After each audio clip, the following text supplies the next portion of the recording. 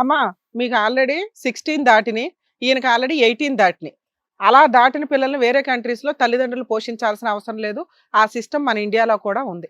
ఈ రోజు మీరు ఇంటికెళ్ళే రైట్సే లేవు. ఎక్కడికి పోతారో పోండి. హాస్టల్‌కే పోతారా, అడుక్కు తింటారా, రోడ్ల మీద పడి తిరుగుతారో తిరగండి. వీళ్ళు ఇక నుంచి మీ ఇంట్లోకి రారు. మీకు పోలీస్ ప్రొటెక్షన్ ప్రొవైడ్ చేసే బాధ్యత మాది. ఎటు కాకుండా మధ్యలో వదిలేస్తే ఎట్లా మేడం? అలాంటప్పుడు మీరు చంపేసే అంత ఆలోచనలు ఉన్నప్పుడు మిమ్మల్ని ఎట్లా ఇంట్లో పెట్టుకుంటారమ్మా వాళ్ళు? వాళ్ళు చనిపోయే వాళ్ళు మేము బతికిచ్చాము. కోవిడ్ టైంలో వాళ్ళు చనిపోయే వాళ్ళు మేము అప్పుడే బతికించుకున్నాం పోగొట్టే కదా. సరిపోయేదమ్మా. అమ్మా మీరు కాపాడేశారా నాన్న? మరి కాపాడకండి, ఇక్కడ దాకా ఎందుకు వచ్చారు? అప్పుడే పోగొట్టారు. సరే అప్పుడే పోయారు అనుకోండి నాన్న. మీలాంటి వాళ్ళ ముందు వాళ్ళు ఉండడం కంటే అప్పుడే పోయారు అనుకోండి. పోమని చెప్పండి. ఆస్తి అడిగే రైట్స్ మీకు లేవు, అది వాళ్ళ కష్టార్జితం. మీరు అట్లా అడిగారంటే ఈ టెలికాస్ట్ చేసామంటే మిమ్మల్ని జైల్లో వేస్తారు. మర్యాద ఇప్పటికైనా మారు. ఇప్పుడైనా ఒకటి పీకండి, ఇప్పుడైనా ఆకుండా పీకండి. అమ్మ మా కోరిక, మాకు కొట్టే రైట్స్ లేవు కానీ మీకు కొట్టే రైట్స్ ఉన్నాయి. 4 పీకితే మా ముందు మేము కొంచెం సాటిస్ఫై అవుతాం. ఆసుపత్రిలో పడతావు నేను కొడితే. నువ్వు కొట్టేదాకా ఉండదు, నేనే కొడతా. ఆ? తల్లి మీద చెయ్యి ఎత్తుతావా? ఎత్తకుండా ఏం చేయమంటారు? అలాంటి వాళ్ళ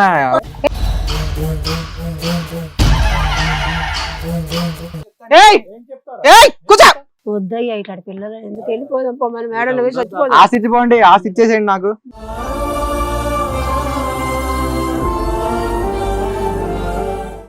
ఇల్లు ఇవ్వండి, ఇల్లు పేపర్స్ నా మీద రాయండి పోనీ. రే ఎక్కడికొచ్చి ఏం మాట్లాడుతున్నావు? మీ అమ్మ మీద చెయ్యి ఎత్తడానికి పోతున్నావేంటి నువ్వు? పిల్లలు బండ బదులు ఏయ్ నువ్వేంటి పక్కన? మీ అన్నయ్య తప్పు చేస్తే అక్కడ నువ్వు చెప్పడానికి లేదా? మళ్ళీ రావాల్సిన పని లేదండి అమ్మని. మా చెల్లి రావాల్సిన పని లేదు. మీ అమ్మ మీద నువ్వు చెయ్యి ఎత్తొచ్చా? ఎత్తొచ్చు. ఎత్తొచ్చా? ఎవరిచ్చా నీకు ఆ హక్కు? నేనే తీసుకున్నా. అయితే ఇది కూడా నేనే తీసుకున్నా. నేను ఇప్పుడు చెప్పు తీసుకొని కొట్టాడు. అసలు ఇక్కడ రావడం నాకు ఇష్టం లేదు అసలు. ఇక్కడ నా స్టేజ్ మీద ఉన్నావు కాబట్టి డెఫినెట్ గా మాట్లాడతాను, నేను డెఫినెట్ గా మాట్లాడతాను. అయితే నేను వెళ్ళిపోతా. ఇడియట్. ఓ కదులు కదులు. అమ్మనే మాట్లాడుతా. ఇక్కడ నుంచి నువ్వు వెళ్తే జైల్లోనే కూర్చోబెడితే. ఇప్పుడు దాకా హోమ్ అన్నాను కదా, ప్రెసెంట్ మీ ఇద్దరు జైలుకి వెళ్ళాలి. మీ ఇద్దరికి పిచ్చి పట్టేసి ఉంది. మీ ఇద్దరికి సైకలాజికల్ ప్రాబ్లం పీక్స్ లో ఉన్నట్టు నాకు లెక్క. కాదు, వాళ్ళకు ఉంది. నేను చెప్తాను ఎవరికి. అది సార్ చెప్తారు. మీ ఎక్స్పర్ట్స్ లో మీరు ఏ రేంజ్ లో ఉన్నారో సార్ చెప్తారు. లీగల్ ప్రొసీడింగ్స్ నేను చెప్పి మీకు ఈ క్షణం నుంచి వాళ్ళ ఇంటికి వెళ్ళే రైట్సే లేవు. నువ్వు మా ముందే తల్లి మీద చెయ్యెత్తావు. ఇలా నేను ఆ ఎవిడెన్స్ తీసుకొని వెళ్ళి పోలీస్ స్టేషన్ లో ఇస్తే మీ ఇద్దరిని హోమ్ లో వేస్తారు. మీకు ఎడ్యుకేషన్ లేదు, ఇల్లు లేదు, తల్లిదండ్రులు లేదు. మాట్లాడండి సార్, ఇంక వీళ్ళిద్దరిని ఇక్కడ ఉంచే పనే లేదు. ఇది కథ కాదు జీవితం ప్రోగ్రామ్ని అందరికంటే ఒక రోజు ముందుగా చూడాలి అనుకుంటే హిట్ టీవీ యాప్ని డౌన్లోడ్ చేసుకోండి. ఇందులో మీరు మెచ్చే, మీకు నచ్చే కంటెంట్ సిద్ధంగా ఉంది. మేడం పెద్దలు అనే సామెత ఒకటి ఉంది కదా, మొక్కే వంగంది మానే వంగన అని చెప్పి. ఈ రోజు ఏంటంటే ఇప్పుడు వీళ్ళిద్దరు తల్లిదండ్రులుగా వీళ్ళు మాట్లాడేటటువంటి తీరు ఈ రోజు మనం చూస్తున్నాం. అంటే ఏంటంటే ఇక్కడ పిల్లలు ఈ స్థాయిలో ఇక్కడ మాట్లాడుతున్నా కూడా తల్లిదండ్రుల మీద మీ మీదకి లేచి వస్తున్నారమ్మా కొట్టడానికి. అంటే ఇక్కడ కొట్టడానికి లేచినటువంటి వాళ్ళు ఇంట్లో మిమ్మల్ని కొట్టలేదా, లేదంటే రేపొద్దున మస్తు సార్లు వచ్చినారు కొట్టడానికి. చంపబోరా? సో ఒక నిమిషం నేను చెప్పేది వినండి. ఇప్పుడు ఈ పరిస్థితికి రావటానికి తల్లిదండ్రులు అంటారు ఏంటండి, పిల్లలు అంటే కనుక వీళ్ళు ఎదురింట్లోనో పక్కింట్లోనో పుట్టలేదు, మీ చేతుల్లోనే మీ కడుపునే పుట్టారు ఈ పిల్లలు. మొక్కే వంగంది మానే వంగన. మీరు చేసుకునేటటువంటిది ఒక మామూలు కూలి పని మీరు చేసుకునేటటువంటిది, కాయ కష్టం చేసుకుని బతికారు. కానీ ఇక్కడ ప్రాబ్లం ఏమొచ్చిందంటే ఊరికే మీరు ఏం చేశారంటే కనుక మీ కష్టం ఏ స్థాయిలో కష్టపడ్డారు అనేది మీరు ఎక్కడ పిల్లలకు చూపెట్టడానికి ఇష్టపడలేదు. అది మీరు కట్టుకున్న బట్టలు, వాళ్ళు కట్టుకున్న బట్టలు, మీరు మాట్లాడే తీరు, వాళ్ళు మాట్లాడే తీరు.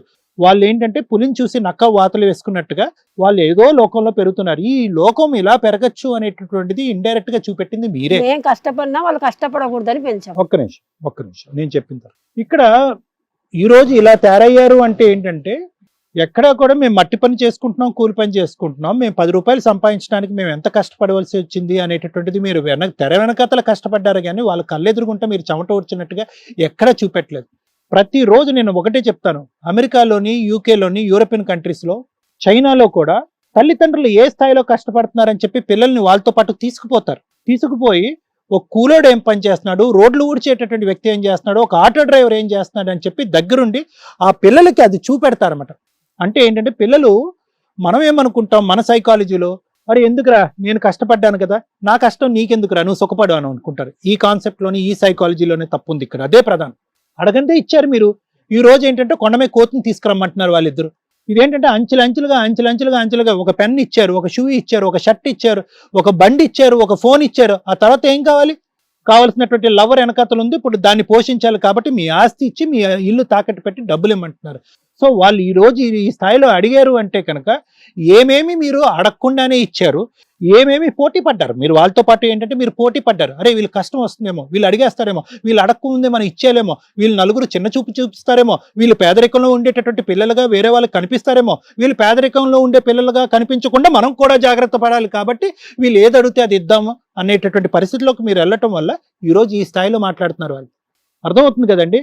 అంటే పేరెంటింగ్ని వేలు ఎత్తి చూపెడతారా అండి అంటే కనుక ఇక్కడ రెండు అంశాలండి. ఇప్పుడు ఏంటంటే దురదృష్టం కొద్దీ మన కల్చర్లో ఏంటంటే ఈ పాశ్చాత్యధనం అనేటటువంటిది వచ్చేసింది, వెస్టర్న్ ఇన్ఫ్లుయెన్స్ అనేది వచ్చేసింది.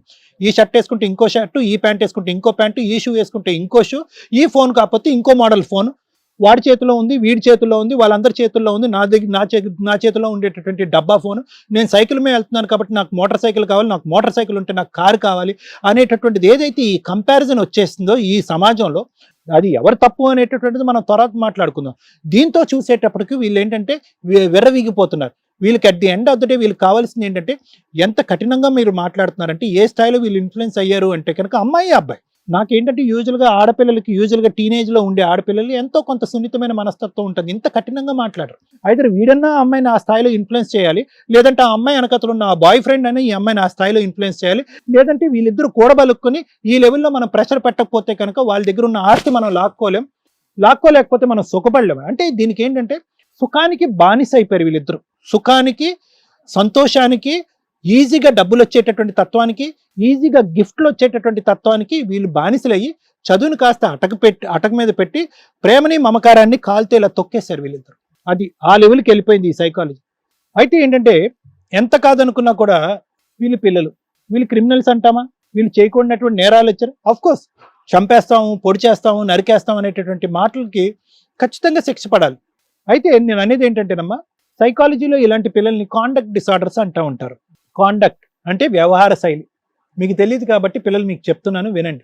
ఈరోజు మీరు కాండక్ట్ డిసార్డర్ అంటే ఏంటి డాక్టర్ గారు, మేము ఇక్కడ రావటమే ఇష్టం లేదు, పైగా మీరు ఏంటంటే ఇక్కడ కూర్చోపెట్టి మాకు ఒక డయాగ్నోస్ చేసి మమ్మల్ని పిచ్చోళ్ళు లెక్కన చూపెడుతున్నారా అంటే కనుక నిజంగా ప్రపంచంలో జరిగేటటువంటి హత్యలు, మానభంగాలు, భయంకరమైనటువంటి అరాచకాలు అన్నీ కూడా ఇక్కడి నుంచే ఆవిర్భవిస్తాయి, ఈ తత్వాన్ని నుంచే. దాన్నే కాండక్ట్ డిసార్డర్ అంటే లెక్కలేనితనం, సున్నితమైనటువంటి మనస్తత్వం కోల్పోవటం, ఎక్కడ జాలి దయ అన్నది లేదు, అమ్మ లేదు, ఆలి లేదు, ఎవ్వరూ లేదు. నాకు కావాల్సినటువంటి నా సుఖం దొరక్కపోతే కనుక నేను ఏ స్థాయి వరకు వెళ్ళిపోతాను అనేటటువంటి వ్యక్తిత్వం ఈ రోజు కని పెంచినటువంటి తల్లిదండ్రులతో వీళ్ళు ఇలా వ్యవహరిస్తే రేపొద్దున ఇతను చేసుకోపోయేటటువంటి భార్య, ఆ అమ్మాయి చేసుకోపోయేటటువంటి భర్త, రేపొద్దున ఏదైనా ఒక కారణం చేత వీళ్ళకి కావాల్సినటువంటి సుఖాన్ని కానీ సంతోషాన్ని కానీ ఇవ్వలేకపోతే ఈరోజు ఇక్కడ చూపెట్టేటటువంటి అరాచకం అక్కడ చూపెడతారు.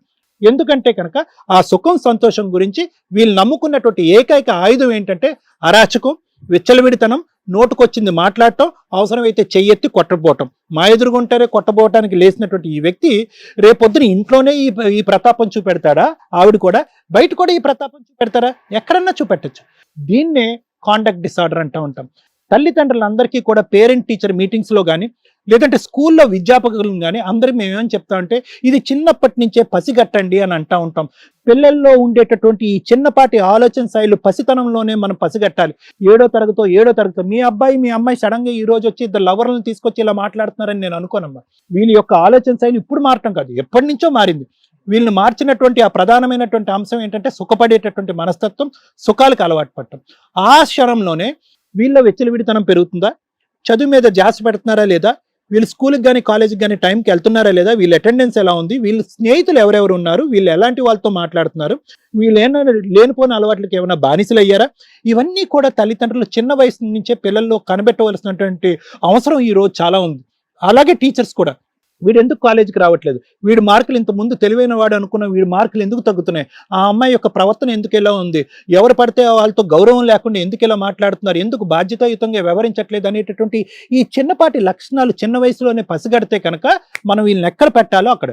నా డెడ్ షూర్ ఏంటంటే మీ వాడు చిన్నప్పటి నుంచి ఏమీ మీ మీద ఇలా లెగలేదు, మీ అమ్మాయి చిన్నప్పటి నుంచి ఇంత అభ్యంతరకరంగా ఏం మాట్లాడలేదు, ఇదంతా ఇప్పుడు వచ్చింది. ఎందుకంటే కనుక ఆ మొక్క ఇలా పెద్దదయ్యి ఒక పెద్ద మాన అయ్యేటప్పటికి వీళ్ళేమో గర్వంతో విర్రవీగిపోతున్నారు. మేము ఏమన్నా మాట్లాడచ్చు, ఏ వేదిక మమ్మల్ని ఏమీ చేయలేదు, మేము మైనర్స్ కాబట్టి మాకు ఏ శిక్ష పడదు, మేము ఎలాగన్నా వ్యవహరించవచ్చు అనేటటువంటి ఆలోచన శైలిలో వాళ్ళు ఉన్నారు. సో వీళ్ళకు ఉండేది ఏంటంటే ఇప్పటికీ కూడా ఇలా మాట్లాడినందుకు నాకు కోపం వస్తున్నా కూడా ఇప్పటికీ కూడా వీళ్ళు ఉండేటటువంటి ఈ వయసులో కానీ వీళ్ళ ఆలోచన శైలిలో కానీ ఖచ్చితంగా వీళ్ళకి ఒక కౌన్సిలింగ్ అనేటటువంటి ప్రక్రియని ఇస్తే కనుక బోత్ స్వాతి అండ్ కిరణ్ ఇద్దరికి కూడా చాలా అద్భుతమైనటువంటి కౌన్సిలింగ్లు ఉన్నాయి. ఆ కౌన్సిలింగ్లో తల్లిదండ్రులుగా మీరు కూడా పార్టిసిపేట్ చేయాలి. ఏంటి సార్ అంత తల్లిదండ్రుల మీద లేచి తన్ని కొట్టేటటువంటి వాడు ఏం కౌన్సిలింగ్కి మారుతాడు అనేటటువంటి ఆలోచన అందరికీ ఉంటుంది. కానీ ఈ రోజు ఏంటంటే కనుక ఎలా శిక్షిస్తాం వీళ్ళని, ఏ పద్ధతిలో శిక్షిస్తే కనుక రేపొద్దున ఇంకా కసి కోపం పెరగదు. రేపొద్దున మా అమ్మ నాన్న ఈ వేదిక మీద తీసుకొచ్చి మమ్మల్ని ఇలా శిక్షించారు కాబట్టి ఈ రోజు ఒక 10 రోజులు నన్ను ఇక్కడ ఉంచినా అక్కడ ఉంచినా రేపొద్దున బయటకు వెళ్ళాక ఏమీ చేయనటువంటి మిమ్మల్ని ఈ స్టేజ్ మీద చంపేస్తానని లేచినోడు రేపొద్దున వీళ్ళని శిక్షిస్తే కనుక ఇంకో విధంగా. సో ఇప్పటికీ కూడా నా ఆలోచన ఏంటంటే వీళ్ళిద్దరిని ఆ ప్రేమతోనే మనం గెలుచుకోవాలనేటటువంటిది ఆలోచన. మాటల స్పీడ్ ఉన్నా కూడా ఆలోచన లేకపోవటం వల్ల ఇలా మాట్లాడుతున్నారు, అనుభవం లేకపోవటం వల్ల ఇలా మాట్లాడుతున్నారు, వేరే శక్తులు వీళ్ళని ఇన్ఫ్లుయెన్స్ చేయటం వల్ల ఇలా మాట్లాడుతున్నారు. మీరు చిన్నప్పటి నుంచి వీళ్ళు ఎక్కడి నుంచి కంట్రోల్ చేయలేరు, అక్కడ కంట్రోల్ చేయకపోవటం వల్ల వీళ్ళు ఇలా మాట్లాడుతున్నారు. కాబట్టి కౌన్సిలింగ్ అనేటటువంటి ప్రక్రియ ద్వారా, సిబిటి అనేటటువంటి కౌన్సిలింగ్ అనేటటువంటి ప్రక్రియ ద్వారా వీళ్ళిద్దరు ఆలోచన శైలిని ఖచ్చితంగా మార్చచ్చు మేడం, అందులో డౌటే లేదు. ఏంటంటే శిక్షించాలి, తిట్టాలి అంటే కొట్టాలంటే కొట్టచ్చు. కానీ ఈ అబ్బాయి పద్ధతి చూడండి, ఒక మాట అంటే 2 మాటలు అంటున్నాడు, మీరు 3 మాటలు అంటే 4 మాటలు అంటున్నాడు. ఇంకా దీనికి అదుపు ఏముంది? ఇదే కసి కోపంతో ఈ రోజు ఈ పరిధి వరకు మనం కంట్రోల్ చేస్తాం. ఈ పరిధి దాటాక ఎవరుంటారు? వాళ్ళిద్దరి పరిస్థితి ఏంటి? పోనమ్మ మీరు లెగండమ్మా 2 కొట్టండి అమ్మా అంటే కనుక వాళ్ళు 2 కొడితే కనుక వీళ్ళు 2 తన్నేటట్టున్నారు. సో వాళ్ళ లైఫ్ రిస్క్లో పడుతుంది. కాబట్టి నేనేమంటున్నానంటే మీరు నా క్లినిక్కి రండి, 1-2 సార్లు రండి. మీరేమి ఇప్పుడు చూడండి, మీ అమ్మాలు ఆస్తి ఇస్తారా ఎవరా, ఎంత డబ్బులు ఇస్తారు అన్ని తర్వాత మాట్లాడుకుందాం. మనం ఒక ప్రైవేట్ ఏరియాలో పర్సనల్గా క్లినిక్లో కూర్చుని మనం మాట్లాడుకుందాం. అసలు మీకు ఈ ఆలోచన శైలి ఎక్కడి నుంచి వచ్చింది, అసలు డబ్బుల వల్ల వచ్చేటటువంటి గొప్పతనం ఏంటి, డబ్బుల వల్ల వచ్చేటటువంటి నాశనం ఏంటి, ఇప్పుడు వరకు మీరు ఏమేమి పోగొట్టుకున్నారు మీ జీవితంలో, సాధించాలి దేని వెనకాతలు పడుతూ ఏమేమి పోగొట్టుకున్నారు, విలువలను పోగొట్టుకున్నారు, భవిష్యత్తును పాడు చేసుకుంటున్నారు. ఈరోజు నేను చెప్తున్నాను కదా, మీ అమ్మాలు ఆ ఇల్లుని మీకు తిరిగి ఇచ్చేటట్టయితే కనుక ఆ ఇల్లు దగ్గర నుంచి వచ్చేటటువంటి డబ్బులు 10 రోజులు కూడా మీ చేతుల్లో నిలవు. ఇది నా గ్యారంటీ. ఎందుకంటే మీ ఆలోచన, మీ అనుభవం ఏంటంటే డబ్బులు కావాలి అని అంటున్నారే కానీ డబ్బుల్ని ఎలా యూటిలైజ్ చేసుకోవాలి, ఆ డబ్బుల ద్వారా ఏం చేయాలి, అక్కడి నుంచి ఎటువంటి ఆలోచనలు వస్తాయి, ఎటువంటి అలవాట్లు అవుతాయి, ఎవరు మిమ్మల్ని ఏ విధంగా ఉపయోగించుకోవచ్చు అనేటటువంటి ఆలోచన మీకు లేదు. కాబట్టి నేను చెప్పేది ఏంటంటే మీరిద్దరూ ఒక్కసారి కామ్గా ఆలోచించండి. ఈ రోజు మారమని నేను అనట్లే సార్. ఇంకా ఆలోచించేది ఏం లేదు సార్. మాకు ఆస్తి ఇస్తే మేమే వాళ్ళు మంచిగా చూసుకుంటాం, ఇలా అరిసేది ఏం ఉండదమ్మా. ఇవ్వకపోయినా కనీసం తాకట్టైనా పెట్టి మాకు కావాల్సిన ఇస్తే మేమే మాకు ఉంటది కదా, మేమే తెచ్చుకుంటాం. వాళ్ళకి ఇల్లు అక్కర్లేదంట, ఇల్లు అమ్మేసి డబ్బులతో వస్తే కనుక రెంటెడ్ ఇంట్లో ఉండి మిగతా డబ్బులు ఎవరు కడతారమ్మా? మీరు కూలి పని చేస్తారా? 1.5 year వాళ్ళు అడ్జస్ట్ చేసుకున్న తర్వాత మేమే కడతాం. వాళ్ళని మాకు ప్రేమ ఉంటది కదా మేడం. అమ్మా మీరిద్దరు చాలా అనాలోచితంగా వినండి అమ్మా, మీరిద్దరు అనాలోచితంగా అదే పాట పాడకండి. మీరిద్దరు చాలా అనాలోచితంగా, చాలా అమాయకత్వంతో, చాలా మూర్ఖత్వంతో మాట్లాడుతున్నారు. మీకు మబ్బు, మీకు సుఖం అనేటటువంటి మబ్బు కమ్మేసింది. ఇంకా ఆపునన్న, సుఖం అనేటటువంటి మబ్బు మీకు కమ్మేయటం వల్ల మీరు ఏం మాట్లాడుతున్నారో మీకు తెలియట్లేదు. ఒక్కసారి మీ ఆలోచనలు కరెక్టు అనేటటువంటిది నా క్లినిక్ రూమ్కి వచ్చి నా కౌన్సిలింగ్ వినేంత వరకు రండి. అక్కడికి వచ్చిన తర్వాత నేను మాట్లాడతాను, మీరు మాట్లాడండి. అక్కడ మీ తల్లిదండ్రులు కూడా ప్రత్యక్షంగా కూర్చోపెడదాం. నా క్లినిక్లో మాట్లాడుకున్న తర్వాత కొన్ని సెషన్స్ అటెండ్ అయిన తర్వాత అప్పుడు మీరు ఏమంటారో చూద్దాం. ఇది నా ఉద్దేశం. దీనికి ఏమైనా శిక్షపరంగా ఉంటే కనుక లాయర్ మేడం మాట్లాడతారు. హిట్ టీవీ యాప్, ఇందులో short news, live news, entertainment shows, movies, digital magazines తో పాటు మీ జిల్లా వార్తలను కూడా ఫ్రీగా చూడొచ్చు. అంతేకాదు కేజీ నుంచి పీజీ వరకు విద్యార్థులకు స్కాలర్షిప్ కూడా అందిస్తున్నాం. ప్రతి వారం 10 మందికి లక్కీ డ్రా ద్వారా ఒక్కొక్కరికి 10,000 రూపాయలు అందిస్తున్నాం. ఇంకెందుకు ఆలస్యం, వెంటనే హిట్ టీవీ యాప్ ని డౌన్లోడ్ చేసుకుని ఫ్రీగా ఎంటర్టైన్మెంట్ పొందండి. Hit TV app. Hit TV app. Please download hit TV app. Hit TV app ని ఫ్రీగా డౌన్లోడ్ చేసుకొని ఎంజాయ్ చేయండి. మీకు నచ్చిన ఎంటర్టైన్మెంట్ కోసం హిట్ టీవీ యాప్ ని ఫ్రీగా డౌన్లోడ్ చేసుకొని ఎంజాయ్ చేయండి. హిట్ టీవీ యాప్ ని డౌన్లోడ్ చేసుకుని ఆస్వాదించండి, ఆశీర్వదించండి. ఇంతమంది సెలబ్రిటీలు హిట్ టీవీ యాప్ ని డౌన్లోడ్ చేసుకోండి అని చెప్తున్నారంటే ఎంత మంచి యాప్ ఆలోచించండి. అమెరికా అమెరికాలో చదవాలనుకునే వాళ్ళకి విశ్వసనీయమైన పేరు మన శౌర్య కన్సల్టెన్సీ. యూకేలో 1 year masters, యూకేలో 1 year masters, 2 years work permit up to 5 years visa. Contact Saurya Consultancy. Contact 89851 89851.